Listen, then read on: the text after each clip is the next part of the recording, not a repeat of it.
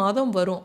ஆனால் இந்த விஷ்ணுபதி புண்ணிய காலம் அப்படிங்கிறது வருடத்திற்கு 4 முறை மட்டுமே வரும். எப்போ அப்படின்னு பார்த்தீங்கன்னா வைகாசி 1, ஆவணி 1, கார்த்திகை 1, மாசி 1.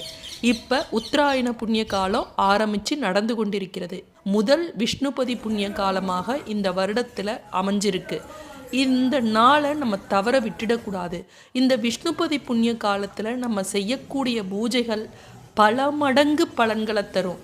பூஜைகள் மட்டும் இல்லை, இந்த நாளில் செய்யக்கூடிய பரிகாரம், ஆராதனை, அபிஷேகம், இறைவனுக்கு நம்ம வாங்கித்தரக்கூடிய புது வஸ்திரம், ஆபரணங்கள் வாங்கி தருவது, தான தர்மங்கள் செய்வது, அன்னதானம், மஞ்சள் சரடு, வளையல் போன்ற பொருட்களை நம்ம வாங்கி கொடுத்தோம் அப்படின்னாலும் அதற்கு பலன் மிக அதிக அளவில் கிடைக்குமா. விஷ்ணு காக்கக்கூடிய தெய்வம். பதி அப்படின்னா பூமியில் அவரோட காலடி பதிவது.